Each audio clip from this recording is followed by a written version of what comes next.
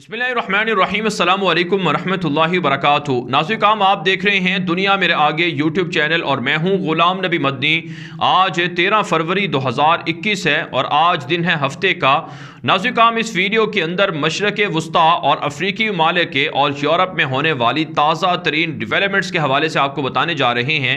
सबसे पहले हिस्से में आपको यमन जंग के हवाले से कुछ मालूमात फराहम करेंगे कि अमरीका यमन की जंग को सऊदी अरब की तरफ मुंतकिल करने जा रहा है और उसके लिए अमरीका, यूरोप और ईरान के दरमियान खुफिया एग्रीमेंट्स और डील भी हो रही हैं। तो इस जंग से सऊदी अरब को कितना नुकसान हो सकता है, ये वीडियो के पहले हिस्से में बताएंगे आपको।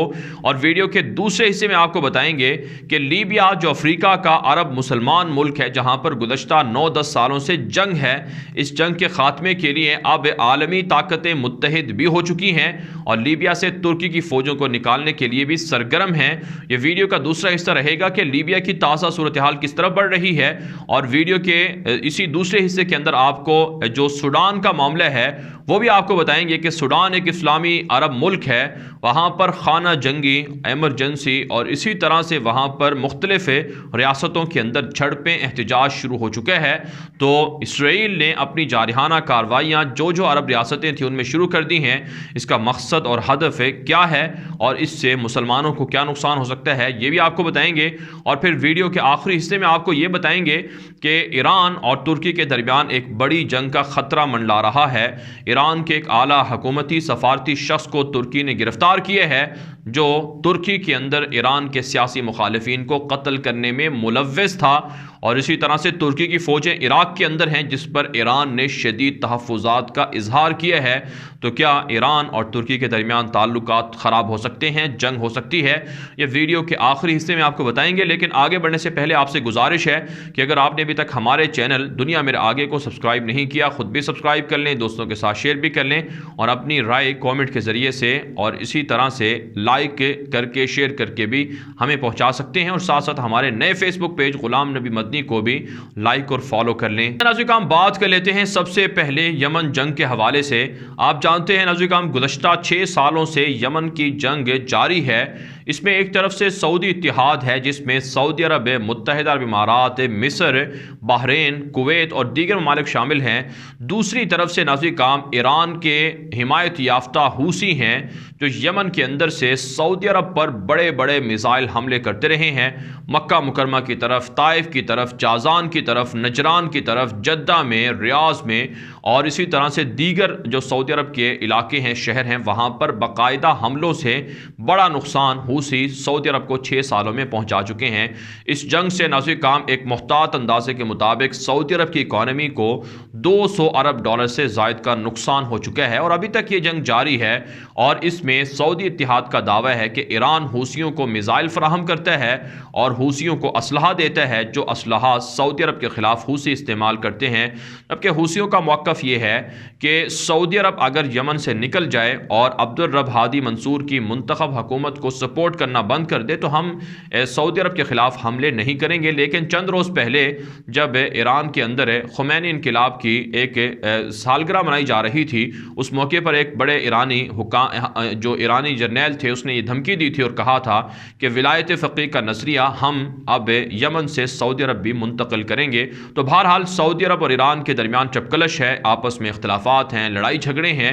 तो अब यमन जंग का जो मसला है इसमें अमरीका की और यूरोप की खुसूसी दिलचस्पी सामने आई है और अमरीका की पेंटागन की जानिब से और अमरीका की हुकूमत की जानिब से ऐलान किया गया है कि हम यमन की जंग को ख़त्म करना चाहते हैं और इसके लिए सऊदी अरब से और ईरान से राबते में भी हैं। लेकिन नाज़रीन काम जो इशारे हैं, जो सिग्नल्स हैं, वो इस बात की तरफ रहनुमाई करते हैं कि यमन जंग ख़त्म नहीं हो रही बल्कि यमन जंग का सिलसिला सऊदी अरब तक दराज करने का प्लान है। इसके लिए नाज़रीन काम अमरीका ने यमन जंग के अंदर जो सऊदी अरब की हिमायत ख़त्म की है उससे अंदाज़ा लगाया जा सकता है।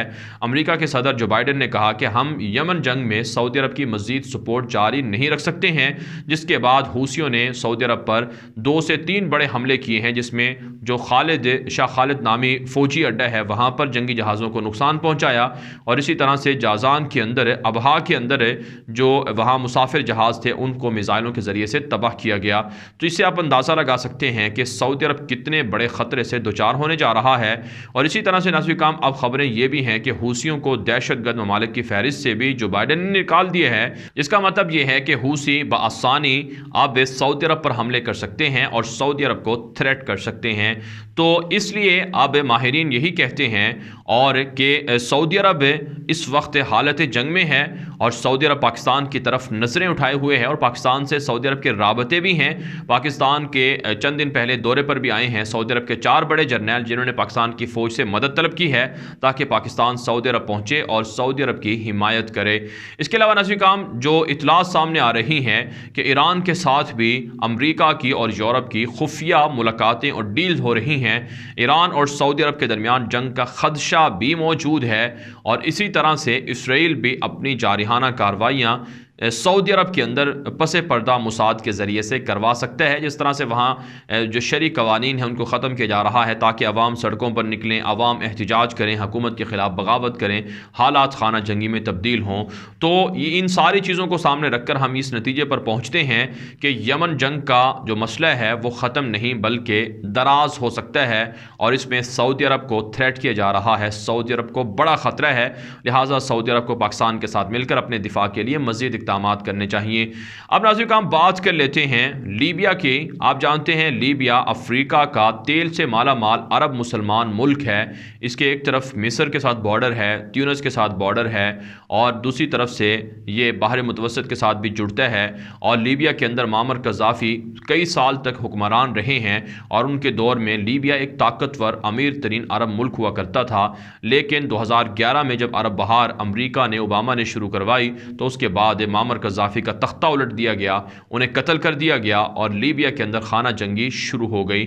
और तब से लेकर आज तक खाना जंगी है। एक तरफ बाकी हफ्तर और उनके इत्तेहादी हैं जिन्हें मिस्र सपोर्ट करता है, यूएई सपोर्ट करता है, इसराइल सपोर्ट करता है, रशिया सपोर्ट करता है और यूरोप के ममालिक और अमरीका वगैरह भी बाकी हफ्तर को सपोर्ट करते हैं। दूसरी तरफ से लीबिया की मुंतखब हुकूमत है फ़ायद अस-सराज की, जिसे तुर्की के सदर रजब तैयब एर्दोगान सपोर्ट कर रहे हैं।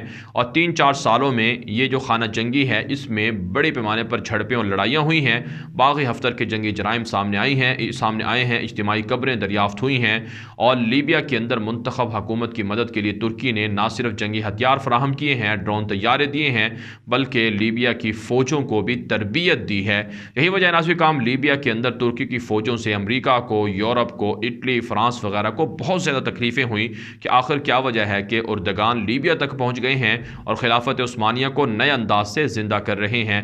बहरहाल नाज़रीन काम यूरोप ने तुर्की को धमकियाँ भी दी कि लीबिया के साथ एग्रीमेंट ना किए जाएँ, समुद्री हुदूद के एग्रीमेंट ना हो वरना हम तुर्की पर हमला कर देंगे। अब यूरोप ने, अमरीका ने चाल ये चली है कि अबूरी हुकूमत का सेटअप लाया गया है जो वहाँ लीबिया के अंदर इंतखाबात करवाएगा और फिर इक़्तिदार जो जीतने वाले इंतखाब होंगे उनको मुंतकिल कर दिया जाएगा। नाज़रीन काम इतलात तो ये आ रही हैं कि लीबिया के अंदर जो नई हुकूमत है जिसके सरबराह मोहम्मद अल-मनफ़ी हैं वो बागी हफ्तर से भी मुलाकात कर रहे हैं, फ़ायद अस-सराज से भी मुलाकात कर रहे हैं। दोनों बड़े जो एक दूसरे के गिरोह हैं, एक दूसरे के मुखालिफ हैं, उनको इस बात पर एतमाद में ले रहे हैं कि वो पुरअमन इंतखाबात करवाएंगे। लेकिन यहाँ पर इंतहाई अहम और संजीदा सवाल है वो ये है कि क्या वाकई ये जो अबूरी हुकूमत का सेटअप है ये लीबिया के अंदर खाना जंगी ख़त्म करवा सकेगा? यकीनन नहीं करवा सकेगा, क्योंकि इसकी बड़ी वजह यह है अगरचे अक़वाम मुत्तहिदा इस अबूरी हुकूमत को लीड कर रहा है लेकिन बागी हफ्तर की सपोर्ट ना तो रशिया ख़त्म कर सकता है ना ही यूएई और दीगर मुल्क ख़त्म कर सकते हैं। तो इसलिए नाज़रीन काम हम बआसानी ये बात कह सकते हैं कि लीबिया के अंदर अभी भी हालात ख़राब रहेंगे और तुर्की ने अपनी फ़ौजें निकालने का ऐलान नहीं किया है। तुर्की ने कहा है जब तक लीबिया की मुंतखब फ़ायद अस-सराज की हुकूमत हमें सपोर्ट करती रहेगी, हमसे मदद चाहती रहेगी, तब तक तुर्की अपनी फ़ौजें लीबिया के अंदर बरकरार रखेगा। अब नाज़रीन काम इसी के साथ जुड़ा हुआ मसला मसला सूडान का भी है। आप जानते हैं सूडान भी अफ्रीका का अरब मुल्क है और मुसलमान मुल्क है। बदकिस्मती से सूडान के अंदर उमर अल-बशीर का इक़्तिदार था, उनकी हुकूमत का तख्ता 1.5-2 साल पहले उल्टा गया, फिर फ़ौजी हुकूमत को लाया गया और ये जो फ़ौजी हुकूमत है ये अवाम से वादा करके आई थी कि हम तुम्हारे मसाइल हल करेंगे, तुम्हें जो तुम्हारे हकूक़ हैं वो तुम्हें फ़राहम किए जाएंगे और जो पुरअमन इक़्तिदार की मुंतकली है वो जमहूरी नुमाइंदों को कर दी जाएगी। लेकिन आज तक नाज़रीन काम ऐसा नहीं हुआ है। यही वजह है नाज़रीन काम, अब सूरत हाल ये है कि सूडान के अंदर 8 से 9 बड़े सूबे हैं जहाँ पर झड़पें शुरू हो चुकी हैं, लड़ाइयाँ शुरू हो चुकी हैं, एहतिजाज जारी है और एक मरतबा फिर फ़ौज को मार्शल लॉ लगाना पड़ा है, एमरजेंसी लगानी पड़ी है। यही वजह है नाज़रीन काम, अब सूरत हाल ये है कि सूडान की फ़ौजी हुकूमत इसराइल को तस्लीम कर चुकी है, इसराइल के साथ ताल्लुकात बना चुकी है, जिसकी वजह से अवाम और ज़्यादा गम व गुस्से में हैं और अवाम फ़ौजी हुकूमत के ख़िलाफ़ मुज़ाहरा कर रहे हैं और गुज़श्ता रोज़ बड़े पैमाने पर एहतिजाज हुए हैं। पुलिस ने, फ़ौज ने वहाँ पर कंट्रोल हासिल कर लिया है, एमरजेंसी की कैफियत है, एमरजेंसी लगा दी गई है।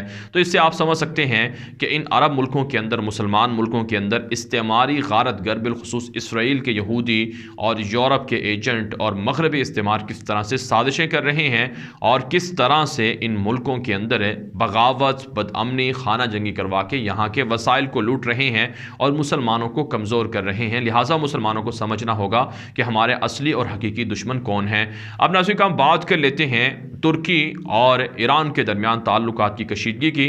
नाज़रीन काम, कल एक ख़बर सामने आई है रात को कि तुर्की के अंदर जो ईरान के सियासी मुखालिफिन हैं वो वहाँ पर रहते हैं, उनको कत्ल करवाने में जो ईरान की हुकूमत के लोग हैं वो मुलव्वस रहे हैं और इतलात ये सामने आती रही हैं कि ईरान की जो हुकूमत के लोग हैं वो खुफिया तरीक़ों से तुर्की जाते हैं और जो सियासी मुखालिफिन होते हैं, नाकदीन होते हैं, मुआरज़ीन होते हैं, उनको मुख्तलिफ़ ज़रियों से कत्ल कर देते हैं। इसी हवाले से एक बड़े शख्स को पकड़ा है जो सफारती एहलकार है और इसी तरह से ईरान के हुकूमती शख्सियात में शामिल है। तुर्की का इल्ज़ाम है कि ये तुर्की के अंदर दहशत गर्दाना कार्रवाइयों में मुलव्वस रहा है, यानी मुआरज़ीन को कत्ल करवाने में मुलव्वस रहा है, जिस पर ईरान ने तुर्की को धमकी दी है कि हमारे खिलाफ इल्ज़ामात लगाए जा रहे हैं, ये इल्ज़ामात हमें बर्दाश्त नहीं हैं। और फिर ईरान की जानिब से तुर्की की जो फ़ौजें इराक़ में दाखिल की गई हैं कुर्द बागियों के खिलाफ ऑपरेशन के लिए, इस पर भी ईरान ने शदीद तहफ़्फ़ुज़ात का इजहार किया है। माहिरीन इस बात को तस्लीम करते हैं कि ईरान तुर्की की बढ़ती हुई पेशकदमी या तुर्की की शाम के अंदर और इराक़ के अंदर मुदाखलत से बेहद परेशान है और ईरान की जानिब से बशार अल असद की हिमायत की जाती है, जबकि तुर्की बशार अल असद के मुखालिफिन का हामी है और बशार अल असद का भी सख्त तरीन मुखालिफ है। इस वजह से भी ईरान और तुर्की के दरमियान ताल्लुकात कशीदे हैं। यही वजह नाज़रीन काम, माहिरीन इस बात को तस्लीम करते हैं कि तुर्की और ईरान के दरमियान आने वाले दिनों में हालात और ज़्यादा ख़राब हो सकते हैं, क्योंकि तुर्की की पॉलिसियाँ ऐसी हैं जिससे ईरान को बहुत सख्त इख्तलाफ है। बिलखुसूस आज़रबाईजान और आर्मीनिया का जो मसला था उसमें काराबाग के अंदर तुर्की ने आज़रबाईजान को सपोर्ट किया, लेकिन ईरान इसका मुखालिफ रहा। यही वजह है नाज़रीन काम, जब उर्दगान आज़रबाईजान गए और वहाँ पर कुछ अशार पढ़े तो उससे ईरान को तकलीफ़ हुई और ईरानी वज़ीर ख़ारजा जवाद ज़रीफ़ ने तैयब उर्दगान की एक तरह से तौहीन की, जिसके बाद सियासी तौर पर, सफारती तौर पर क्लैश आ गया, तनाज़ा आ गया। बाद में जवाद ज़रीफ़ ने तुर्की जाकर माफ़ी भी मांगी, लेकिन अभी भी हालात बेहतर नहीं हैं। तो इसलिए ख़तरा मौजूद है कि तुर्की और ईरान आपस में लड़ जाएं या इनके दरमियान ताल्लुकात ख़राब हो जाएं, और दुश्मन चाहते यही हैं कि मुसलमान ममालिक आपस में लड़ते रहें और इनके दरमियान अख्तलाफात हों और फिर इनके वसाइल को कब्ज़ा किया जाता रहे। बहरहाल नाज़रीन काम, इस वीडियो के हवाले से आपकी क्या राय है? अपनी राय कॉमेंट के जरिए से ज़रूर हम तक पहुँचाएँ। मज़ीद खबरों के लिए आप हमारे ट्विटर अकाउंट्स दुनिया मेरे आगे और ग़ुलाम नबी मदनी फॉलो कर सकते हैं। आज के लिए इतना ही, इजाज़त दीजिए। अल्लाह हाफ़िज़।